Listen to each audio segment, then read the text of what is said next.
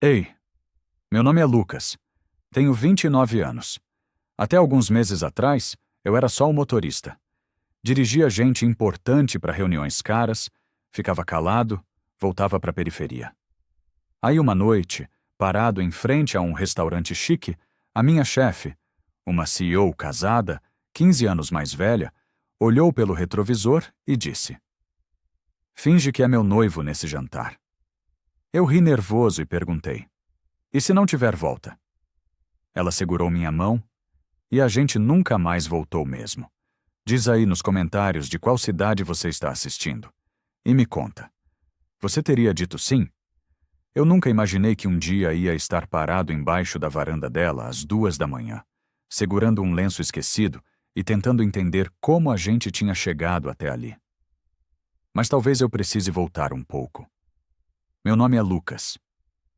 Na época, eu tinha 29 anos e dirigia um carro executivo preto para uma empresa de tecnologia. Não era meu carro, claro. Era só meu trabalho. Buscar gente importante, deixar em prédios espelhados, esperar horas na garagem, voltar para casa. A casa onde eu morava com minha mãe e meu irmão ficava longe. Muito longe. Do tipo de bairro onde o asfalto acaba antes da rua terminar. Onde a TV é antiga e as contas ficam empilhadas em cima da geladeira. Mas de dia, eu vivia em outro mundo. Aquela manhã começou igual a todas as outras. Chuva fina batendo no para-brisa.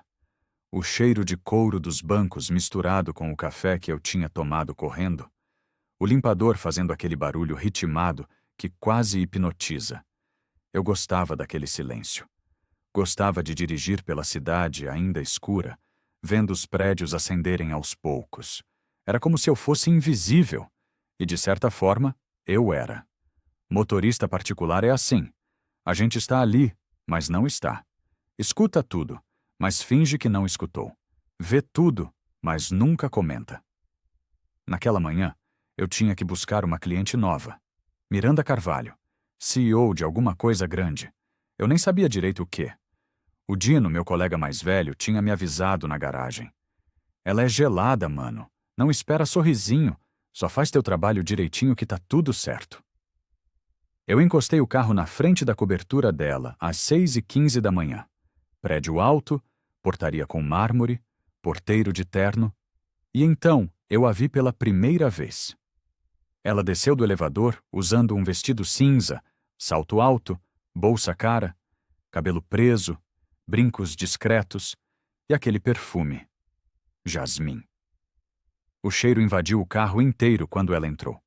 Forte, mas não enjoativo. Do tipo que fica grudado no estofado por horas. Ela nem olhou para mim. Só entrou, ajeitou a bolsa, pegou o celular e disse: "Bom dia." A voz dela era firme, controlada, do jeito de quem está acostumada a mandar. "Bom dia, doutora Miranda." Ela não corrigiu. Não sorriu. Só começou a digitar alguma coisa no telefone enquanto eu saía do estacionamento. No caminho, o viva-voz tocou. Era o marido dela. Roberto alguma coisa. A voz dele saiu alta, pelos alto-falantes do carro. "Você viu o e-mail que eu mandei sobre o fornecedor?" "Vi." "E?" "E eu vou resolver." "Você sempre diz isso, Miranda. Mas a imprensa tá em cima. Se vazar que..." "Eu disse que vou resolver." O tom dela ficou mais duro, cortante. Ele desligou sem se despedir. Eu continuei dirigindo, fingindo que não tinha escutado nada. Mas pelo retrovisor, eu vi ela apertar os dedos no cinto de segurança. Vi ela morder o lábio. Vi o batom dela marcar a borda da garrafa d'água que ela levantou até a boca e largou sem beber. Quando a deixei na empresa, ela saiu sem dizer tchau. Mas o perfume ficou. Naquela noite, quando voltei para casa de ônibus, porque o carro ficava na garagem da empresa, eu deitei na cama e não consegui parar de pensar nela. Não era atração. Não ainda. Era só curiosidade, porque ela parecia a mulher mais sozinha que eu já tinha visto. E eu via gente rica todo dia. No dia seguinte, o gerente me chamou na sala. "Lucas, a doutora Miranda pediu você como motorista fixo." Sério? É. Disse que você é pontual, discreto.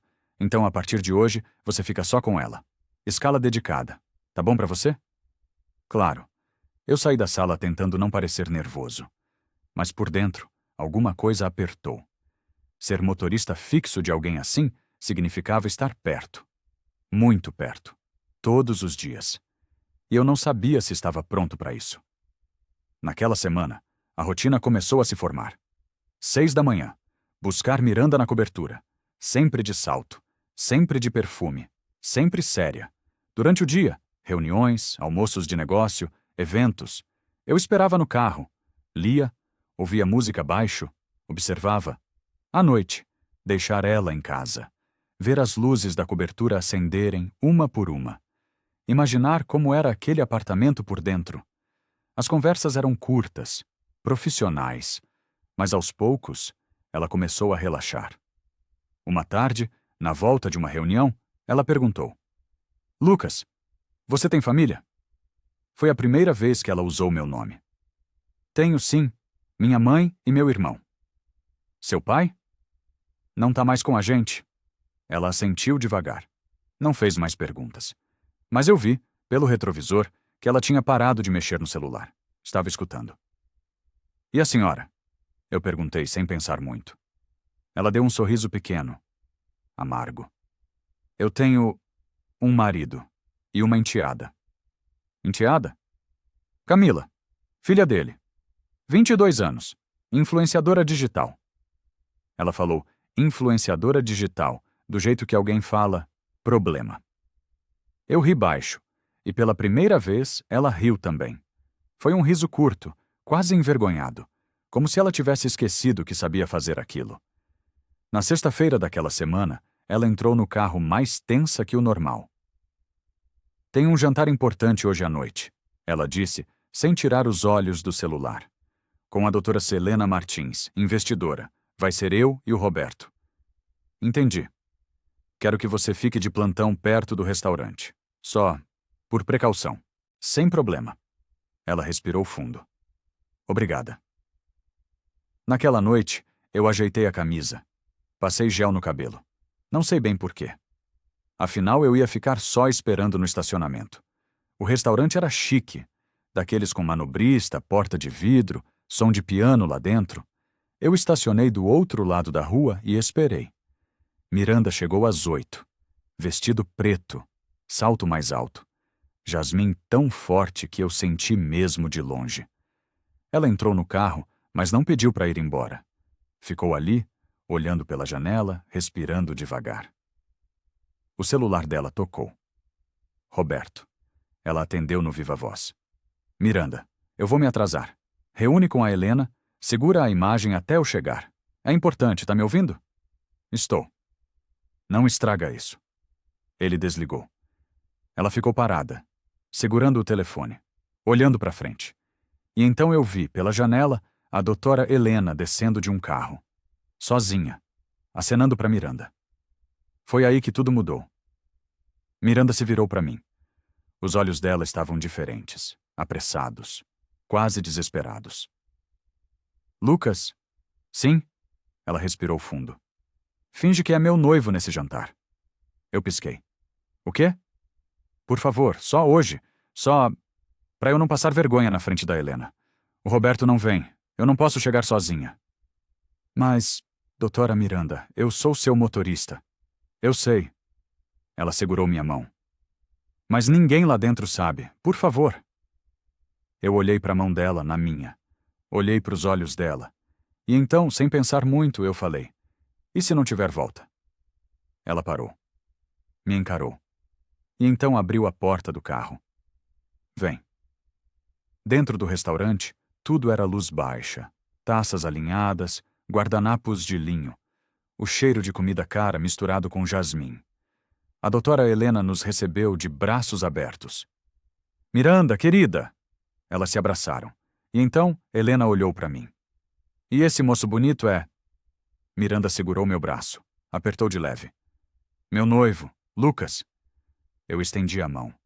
Helena apertou, sorrindo. Que surpresa maravilhosa. Eu não sabia que você estava noiva, Miranda. A gente prefere manter as coisas discretas. Entendo, entendo. Helena piscou. Ele é bem mais jovem que você, né? Miranda ficou tensa. Mas eu respondi antes que ela precisasse. Amor não tem idade, Dr. Helena. Helena soltou uma risada. Ah, eu gosto dele. Sentamos à mesa.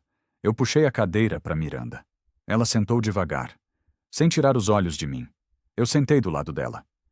E então, embaixo da mesa, ela segurou minha mão. Os dedos dela estavam tremendo. O jantar foi estranho. Bom, perigoso. Helena fez 1000 perguntas. Como a gente se conheceu? Quando ficou sério? Se já tinham data marcada? Miranda inventava respostas rápidas. Eu completava. A gente se olhava tentando não errar. Mas no meio daquilo tudo, alguma coisa começou a acontecer. Não era só teatro. A mão dela na minha. O jeito que ela sorria quando eu falava. O perfume. O som dos saltos dela quando foi ao banheiro e voltou. Tudo aquilo. Era real demais. Quando Helena foi ao telefone, Miranda se virou para mim. Você tá se saindo bem. Você também. Ela sorriu. Um sorriso cansado, mas verdadeiro. Obrigada por isso. De nada. E então, sem pensar, eu apertei a mão dela embaixo da mesa. Ela apertou de volta. Quando saímos do restaurante, já passava das 11. A rua estava fria, vazia. A gente caminhou até o carro de mãos dadas e só soltou quando sentiu o ar gelado bater no rosto. Dentro do carro, o silêncio era pesado. Bom, confuso. Ela respirou fundo. Lucas, eu não sei como agradecer. Não precisa. Preciso sim. Sem você eu teria passado vergonha. A Helena ia achar que o Roberto me abandonou, que eu não consigo nem sustentar um casamento. Ela disse, casamento com tanto peso que doeu. Eu dirigi devagar, sem pressa. Seu marido, ele não liga muito, né? Ela olhou pela janela. Ele liga, só não para mim. A gente não falou mais nada até a cobertura. Quando paramos na garagem, ela tirou os saltos, segurou eles na mão. E então fez uma coisa que eu nunca vou esquecer. Ela encostou a testa na janela do carro. Por dentro. Fechou os olhos. Amanhã a gente volta ao normal, tá? Tá. Mas a gente sabia. Nada ia voltar ao normal. Nos dias seguintes, eu tentei fingir que estava tudo igual. Mas não estava. As mensagens dela começaram a chegar fora de horário. Pode chegar 15 minutos mais tarde amanhã? Consegue passar na cafeteria antes? Eu respondia sempre, rápido, como se estivesse esperando. Dentro do carro, a gente conversava mais. Ela contava de jantares sozinha na mesa enorme da cobertura. Eu contava da minha mãe, do Rafa, das contas. E aos poucos aquilo foi virando intimidade. Até que o gerente me chamou de novo. Lucas, a estratégia do noivado funcionou. Como assim? A doutora Helena adorou. Comentou com outros investidores. A imagem da doutora Miranda melhorou. Então, a gente vai precisar que você continue. Eu pisquei. Continue fingindo? Em alguns eventos. Nada demais. Só para manter a narrativa. Você recebe um extra e ganha roupas melhores. Ele me entregou um cartão. Compre umas camisas boas. A gente precisa que você pareça adequado. Naquela noite, no carro, Miranda me contou sobre um coquetel no sábado. Vai ter gente importante, investidores, imprensa e... o Roberto vai estar lá também. Entendi. Mas ele vai chegar tarde, como sempre. Ela suspirou. Então, eu vou precisar do meu noivo de novo. Ela disse, meu noivo, com um sorriso pequeno, quase sem querer. E eu senti o peito apertar. Porque a gente já não estava mais fingindo direito. O coquetel foi num buffet chique, jardim iluminado, gente rindo alto, taças de champanhe brilhando. Eu cheguei de camisa nova, cabelo arrumado, perfume barato, mas presente. Miranda entrou no carro e parou. Você comprou roupa nova? Comprei. Ela sorriu. Devagar. Ficou bom. A gente entrou no evento juntos, de mãos dadas, como sempre. Mas dessa vez, o corpo dela encostou no meu, o braço dela no meu braço, a cabeça dela perto do meu ombro. E eu percebi que não era só pra foto, era porque ela queria. No meio da festa, Paula apareceu. Ela trabalhava na comunicação da empresa. Cabelo curto, sorriso esperto, sempre com câmera na mão. Oi, Lucas. Oi, Paula. Ela olhou para Miranda. Depois para mim. Depois de novo para Miranda. Vocês dois parecem muito confortáveis juntos. Miranda ficou tensa. Mas eu respondi. A gente se dá bem. Paula sorriu. Mas o sorriso dela não chegou nos olhos. Legal. Ela tirou algumas fotos, guardou a câmera e foi embora. Mas eu senti. Ela estava desconfiada. Na saída do evento começou a chover. A gente correu para o carro, rindo. Miranda tirou os saltos, jogou no banco de trás. E então, no silêncio do carro, com o cheiro de chuva no asfalto e o ar-condicionado ligado, ela encostou a cabeça no encosto, fechou os olhos e suspirou. Lucas. Oi. Você acha que a gente está fazendo besteira? Eu fiquei calado, porque eu não sabia responder. Talvez a gente estivesse, talvez não.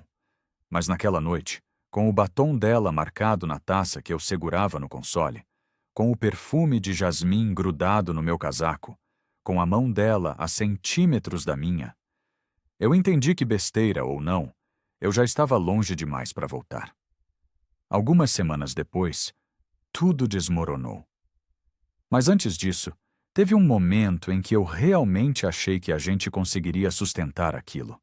O teatro, a mentira, o noivado, que existia só na frente dos outros.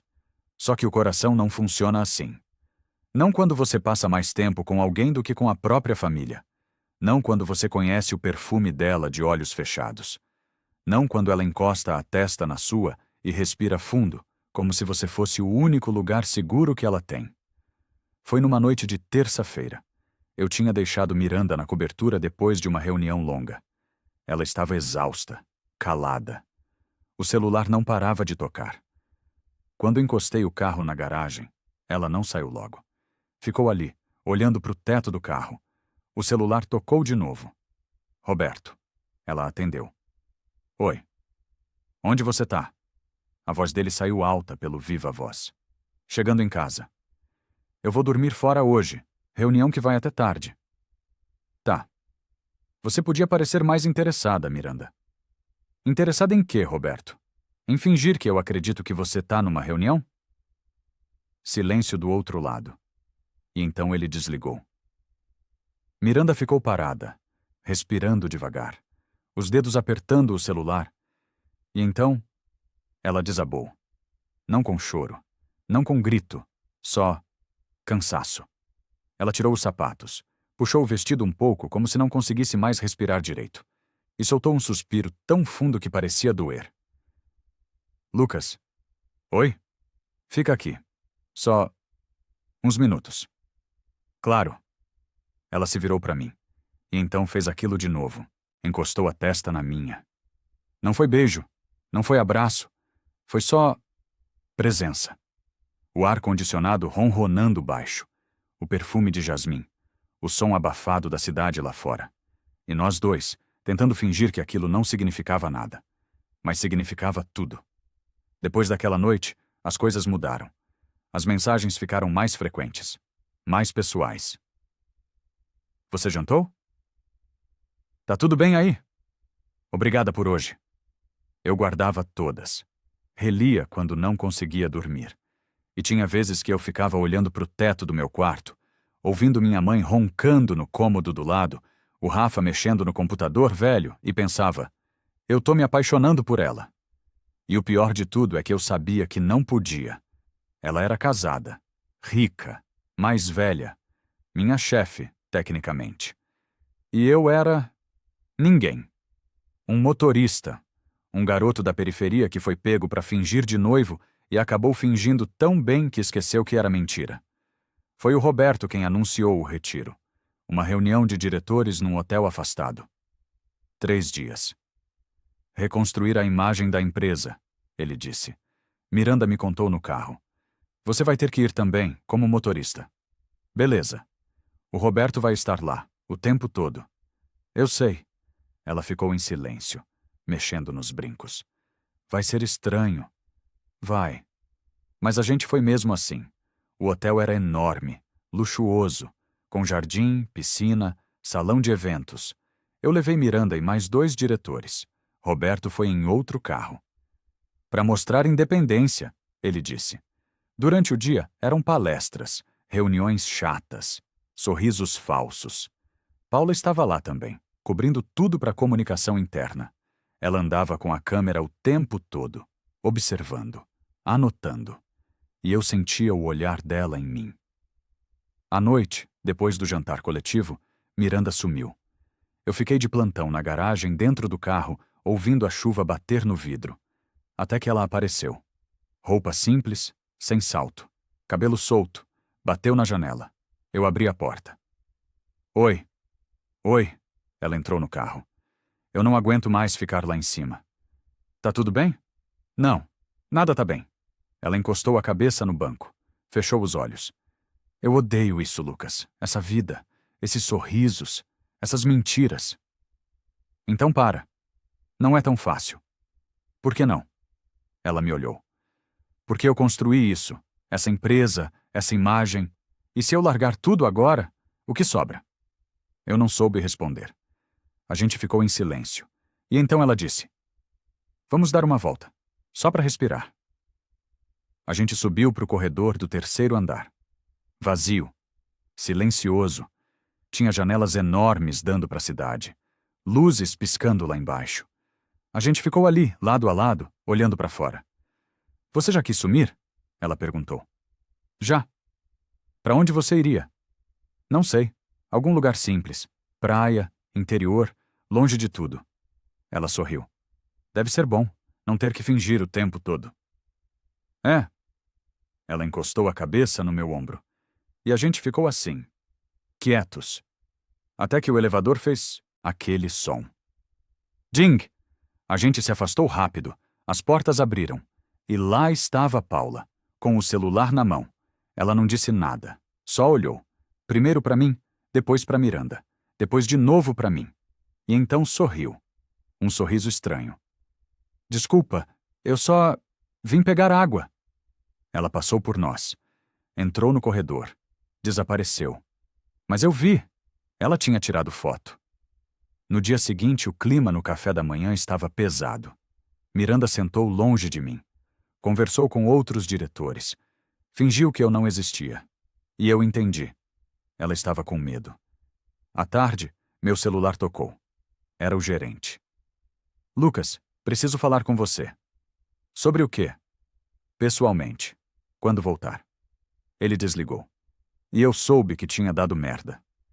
Quando voltamos para a cidade, eu fui chamado na sala do gerente. Ele estava sério. Braços cruzados. Lucas, a gente precisa te realocar. O quê? Você vai sair da escala da doutora Miranda. Vai voltar para a frota geral. Mas por quê? Questões de imagem. Eu pisquei. Alguém falou alguma coisa? Ele suspirou. Tem uma foto circulando. Você e a doutora Miranda. No hotel, num corredor vazio. De madrugada. O chão sumiu debaixo de mim. A gente só estava conversando? Eu sei, mas a imagem não é boa. Então é melhor a gente cortar isso antes que vire problema maior. E a doutora Miranda sabe? Sabe. E concordou. Aquilo doeu mais do que tudo. Eu saí da sala andando no automático. Paula estava no corredor. Me viu. Desviou o olhar. E eu entendi tudo. Nas semanas seguintes, eu dirigi outros executivos. Carros diferentes, rotas diferentes. Mas todo dia, no fim do turno, eu passava em frente à empresa. Ou perto da cobertura dela. Só para ver. Eu mandei mensagem uma vez. Tá tudo bem? Ela respondeu horas depois. Está sim, obrigada. E foi só. Paula tentou se aproximar. Me chamou para tomar café, ofereceu ajuda, Pediu desculpa sem falar as palavras. Mas eu sabia. Ela tinha soltado a foto. E agora estava com culpa. Eu fui educado, mas distante, porque eu não conseguia olhar para ela sem lembrar do que eu tinha perdido. Um dia, eu estava dirigindo o carro que costumava ser da Miranda. Abri o porta-luvas para guardar uns documentos. E encontrei um lenço. Dela, ainda com o perfume de jasmim. Eu segurei aquele tecido. Encostei no rosto. Fechei os olhos. E pela primeira vez em semanas, eu chorei. Naquela noite, eu estava deitado no quarto. Escuro, silêncio. Eram 2 da manhã. Eu peguei o celular, pensei em mandar mensagem. Apaguei. Reescrevi. Apaguei de novo. Até que o celular vibrou. Mensagem dela. Uma foto. Do lenço. Nas mãos dela.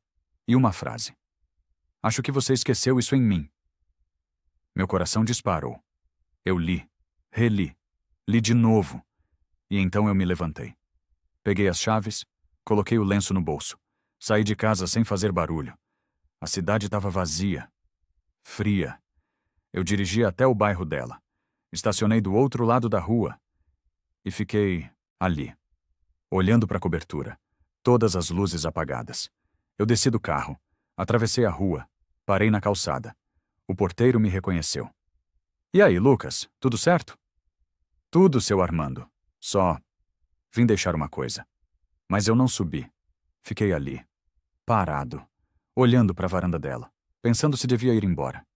E então, a luz acendeu. A cortina se abriu. E ela estava lá. Eu prendi a respiração. Ela me viu.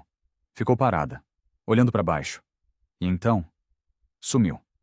Pensei que ela tinha desistido, que ia me ignorar. Mas aí eu ouvi o som dos saltos, ecoando na garagem. Ela apareceu na porta, de hobby, pés descalços, mas com os saltos na mão. A gente ficou ali, um de frente para o outro. Eu tirei o lenço do bolso, estendi para ela. Você esqueceu. Ela pegou, devagar. Eu sei. Silêncio. Eu tentei te esquecer também, eu disse. Não consegui. Ela respirou fundo. Lucas, eu te afastei porque eu estava com medo, não porque eu queria. Eu sei. E agora? O que a gente faz? Eu dei um passo para frente. Eu não sei, mas eu não aguento mais fingir que não sinto nada. Ela encostou a testa na minha. De novo. Como sempre. Você ainda consegue fingir que isso aqui é só parte do meu trabalho? Ela sussurrou. Não, não consigo. Ela sorriu. Triste. Cansado. Eu também não. Eu abri a porta do carro. Aquele carro que já não era mais meu, mas que ainda cheirava a ela. Ela olhou para o interior, para o couro, para o console. E entrou. A gente ficou ali. Motor desligado. Ar-condicionado no mínimo. Sem sair do lugar. Só existindo. O que vai acontecer agora? Ela perguntou. Não sei. Eu não vou largar o Roberto. Eu sei. E você não pode voltar a ser meu motorista. Eu sei. Silêncio. Mas eu também não consigo te deixar ir, ela disse. Então não deixa. Ela me olhou, e pela primeira vez vi medo de verdade nos olhos dela. E se a gente se machucar? A gente já tá machucado. Eu a levei de volta para a porta da garagem. Ela saiu. Deu alguns passos. E então voltou. Olhou para mim pela janela. A luz fria do estacionamento iluminava metade do rosto de cada um. E foi aí que eu entendi. Naquela noite, parado embaixo da varanda dela acesa, eu entendi que desde o momento em que ela disse «Finge que é meu noivo nesse jantar», e eu perguntei «E se não tiver volta?» A verdade é que a gente nunca mais voltou mesmo. Algumas histórias começam como teatro. O problema é quando o coração esquece que era só atuação. 3 meses depois, eu ainda dirijo. Mas não para ela. Às vezes eu vejo o carro dela passando na rua. Vidros escuros, motorista novo. Mas de vez em quando, muito de vez em quando, meu celular vibra de madrugada. E é ela. Consegue? E eu sempre consigo. A gente se encontra em lugares discretos. Estacionamentos vazios, ruas sem nome. Nunca por muito tempo. Nunca o suficiente. Mas é o que a gente tem. E enquanto a gente finge que isso é o bastante. Algumas histórias começam como teatro. O problema é quando o coração esquece que era só atuação.